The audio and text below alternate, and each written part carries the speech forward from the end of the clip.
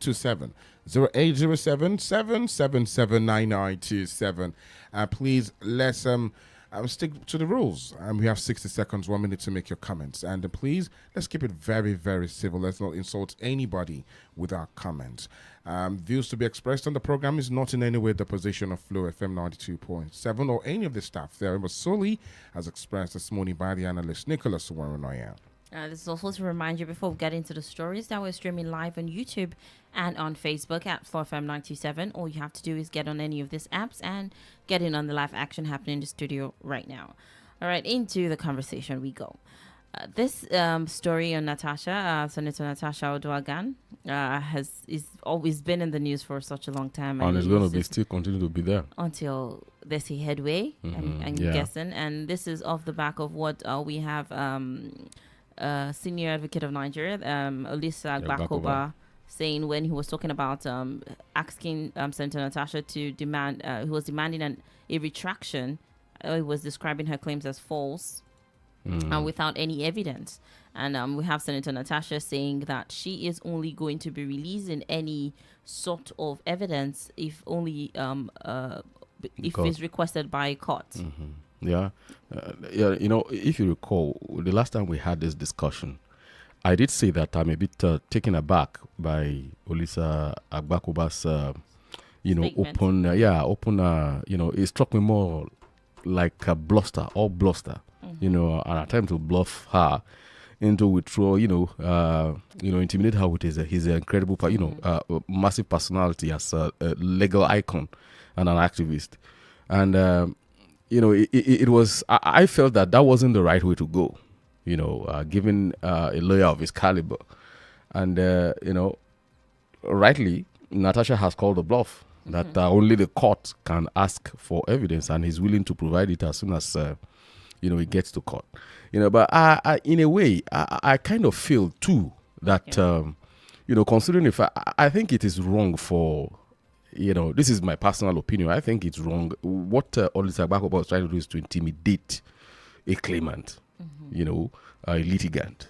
And I think it strikes me as unprofessional, the matter, she has taken the matter to court. What he is trying to do is to try to intimidate Natasha from to get her to take that thing out of the court. And that is not the best way to go. He's using his immense clout, to intimidate the lady, and I don't buy that. It doesn't make any sense. And if you recall, long before she made that allegation of sexual harassment, I did predict that was going to happen if care is not taken.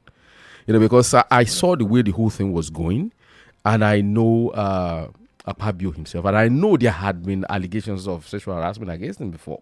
So I knew it was going to get to that level if he doesn't manage it very well. And there is always this tendency in Nigeria, especially in this part of the world, where things like that, you see the men folk coming together, band together. They don't want to look at the merit of the case. That is what we the feminists would call patriarchy. This attempt at keeping the woman down. So it's something that I think collectively, both men and women, we should frown at. Okay. We also have in the same report where Natasha is denying receiving any formal letters from Akpabio's legal team and is accusing them of launching a coordinated media campaign against her. Like I said, I haven't even seen that part of the allegation. See, so that is the thing. By and large, maybe Natasha might not go the whole hog. Maybe. Because I think what Natasha is trying to do is, play up, her side as a woman that is being intimidated. And really, I see intimidation in what they are trying to do. And, of course, she's calling out their bluff. And for me, I think she has spunk. And that is that is the quality of, a politician that we should have in the national. Somebody that is willing to stand his or her ground on issues, Well, this is also coming off the story. It says the Senate is also saying that they will resolve things if Senator Natasha Akpoti writes an apology during this period. And not a mock one as she did recently. Oh, it's a mockery. Well, that's how it was written. But you see, have you seen? I think that is a softening of the National Assembly, that they are willing to talk. You see, writes a proper apology. That is, they are pitching for, it's like a move to reconcile, while not making it look like, reconciliation. That is on the public level. But I believe that there are a lot of underground thing going on. Reach out to see how they can, because you see, let me tell you something. Make no mistake. You see, the longer this prolongs, you understand? Akpabio is going to be the casualty. His reputation is going to take a severe dent. All right, let's get this call. Hello, good morning. Hello, good morning. Good morning to you. What's your name and where you calling from? Danielle, and Nicholas. How are you doing this morning? Good morning. Fine, thank you. Yeah, my name is Tony. I'm calling from Taiwan. All right, Tony, please go ahead.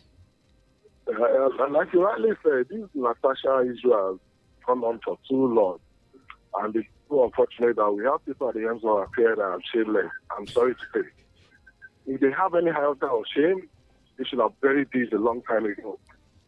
But unfortunately, we the citizens that they are taking for your right are the ones that are taking turns with people that are not doing the right thing.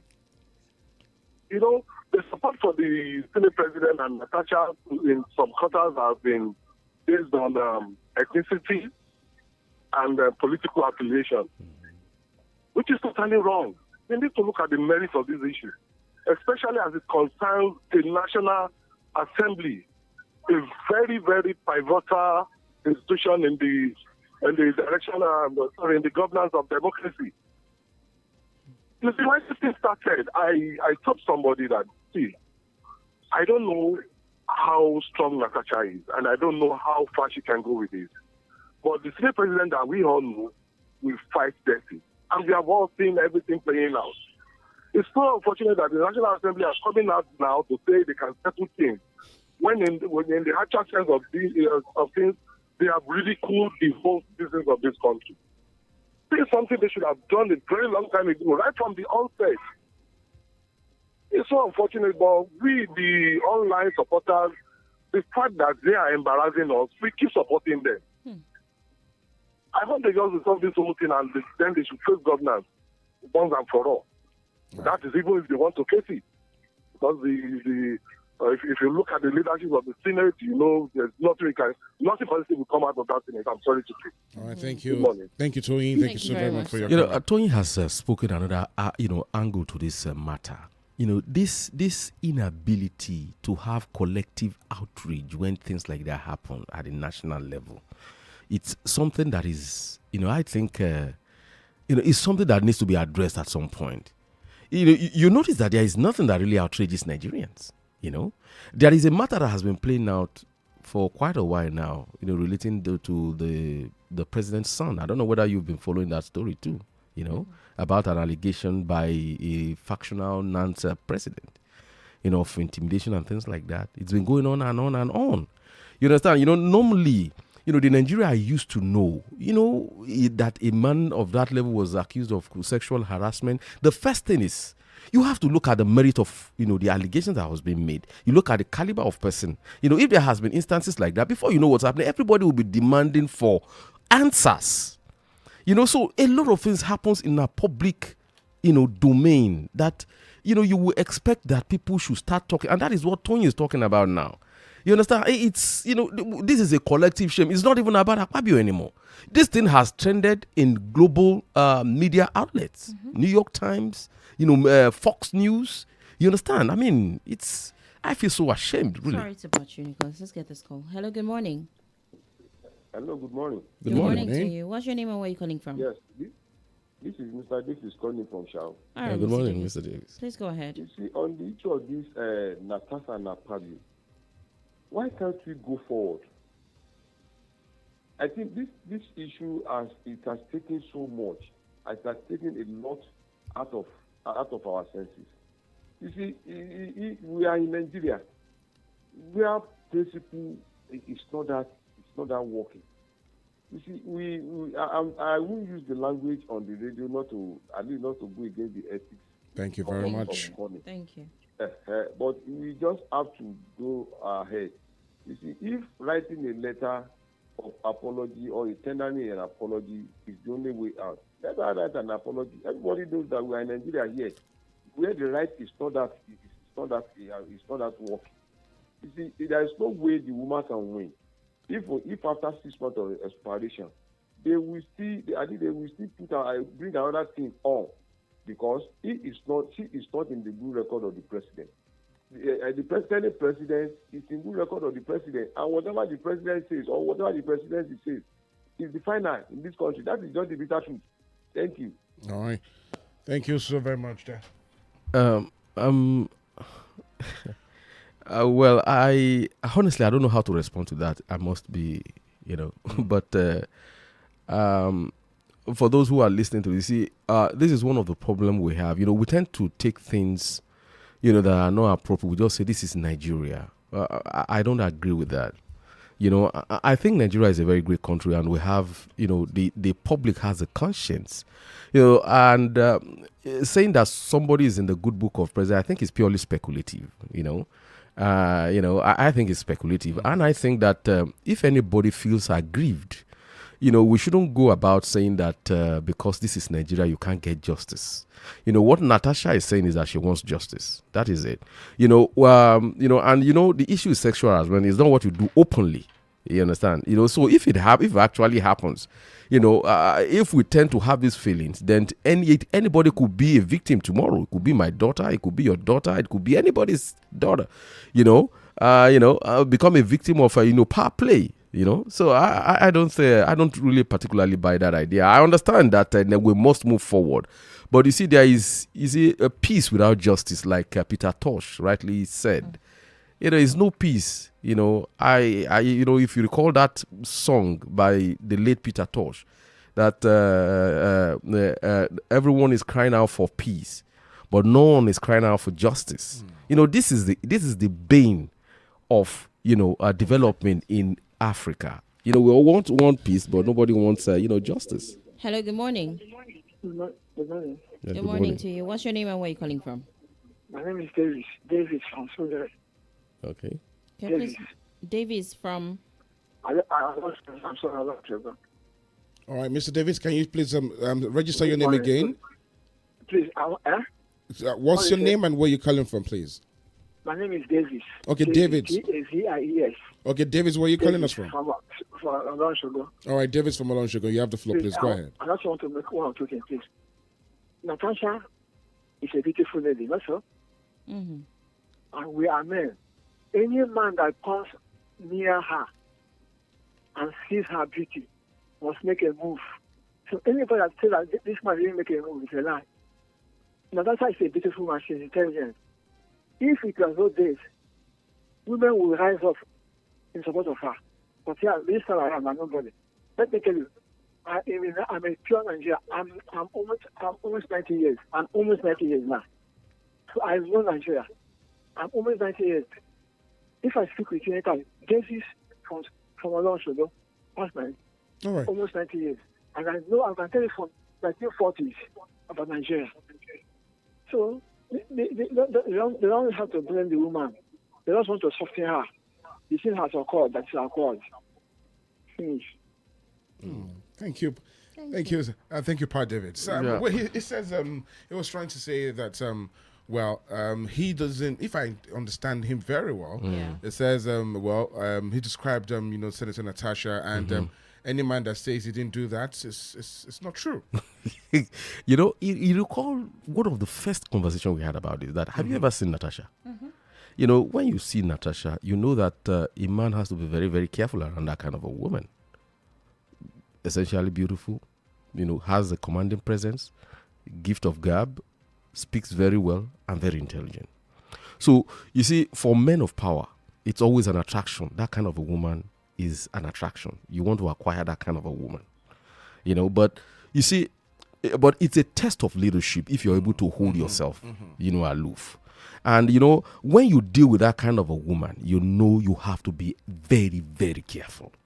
You understand? Because you see, that kind of woman that is used to attention can often misconstrue attention too, to mean that you want her.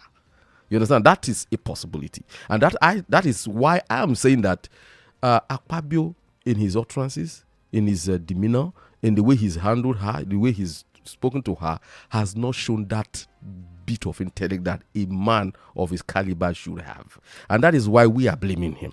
All right, well, let's not do the middle trial. Let's leave it on wait till, whatever. Maybe the courts will decide as well. But it's what Senator Shitta-Bey is saying that, only our evidence belongs to the courts only. Exactly. And let's see if she's going to tow that path. And of course, what happens after the expiration of our 6-month suspension. Let's move on to another story. This time, the Nigerian Education Loan Fund, as the SME's reports of misappropriation of student loan funds as false and misleading.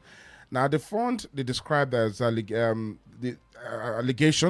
as damaging and baseless. Now, Nelfund emphasized that all disbursements are automated, traceable, and paid directly to verified institutions and students.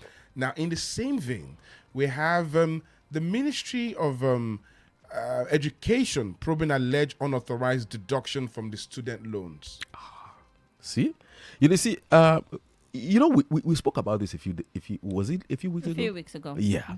And I think what Nelfund is pushing against, pushing back at, is that it was captured within that allegation.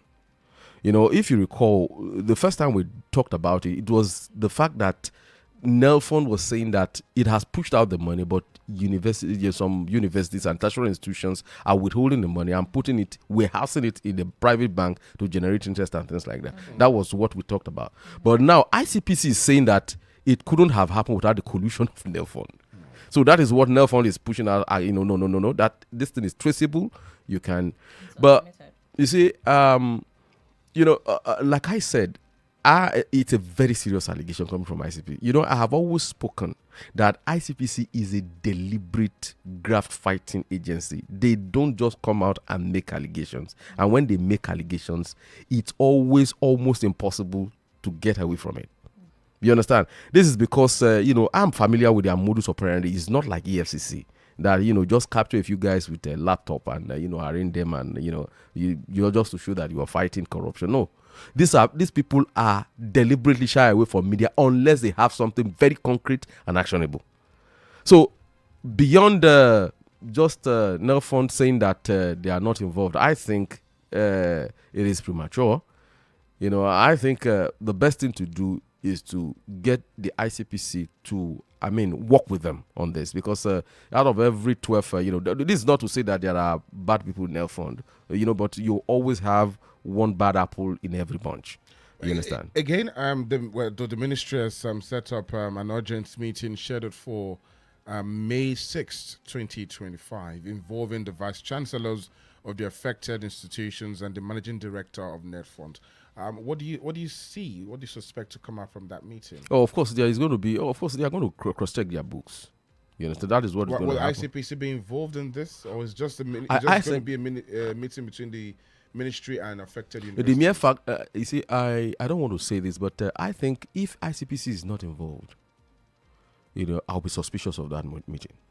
I will be suspicious because it will. The impression is that you want to clean up the books, cook the books, so that no gaps is there, But if they want it to be transparent, they should invite the ICPC to be part of that meeting, because they made an allegation, and ICPC doesn't make allegations without any iota of proof or shred of suspicion or thereabout. Even Nelfund, they're saying that they want the full cooperation with oversight bodies like the ICPC to maintain higher standards of transparency and accountability. So if they're saying that, then they should invite. Of course, ICPC they should. Let's say something too. It is not impossible that Nelfund will be able to show that it has disbursed so amount of money on the books. It's not outrightly impossible. But you see, between the transfer of money and it getting to the intended person, there are lots of gaps. There are lots of things that you have to consider. Yeah. You understand? And I think that is where the gap is really. But I think that gap can't happen unless there is a buy-in from the people disbursing the money. If you look at, there was, I think, was it the same ICPC that said that, no, I think it was EFCC, made an allegation recently that most of this fraud, defrauding that happens, you have a lot of bankers, people working within the banks that are colluding with the fraudsters to defraud people. You understand? So you see, that is always, the institution is not always insured from bad eggs. So that is what I think Nelfon should be concentrating more on. When you have issues of fund, of course, it attracts thieves. You understand? So the moment you have sugar, put sugar on this table, before you know what's happening, you see ants around the place. So that's the thing about money. It attracts all manners of people, including thieves. Let's move on to another story. This time, the Revenue Mobilization Allocation and Fiscal Commission is calling for amendment of the Constitution of the country to enable direct allocation of funds to local government councils from the Federation account. Now, the Commission says the current requirement for funds to pass through the state's joint local government account, as stated in Section 162, Paragraph 6 of the Constitution, contradicts the recent Supreme Court ruling of July 11th, 2024, which upheld financial autonomy for local governments. The thing is this. What the Supreme Court ruled is the intendment of the Constitution in creating 3 tiers of government. You understand? So the intendment of the Constitution is clear that every one of those tiers are independent. You understand? So you see, that is the ground norm, and that is the rule. So every other rule, like that is fiscal mobilization rule, stands, flies against the Constitution. So it is that amendment that must bend. You understand? And that is what the Mobilization Commission is saying. I absolutely agree. And that is not the only agency that is complaining about implementation. When SUBEB, I told you about SUBEB too, that they are studying the law because the law envisages that it works directly with state government. So how it's going to work, take the money, how it's going to do its work when the third tier of government is autonomous, it can run its own education on its own. So how do they get the disbursement? How do they work along them when the law does not provide for it?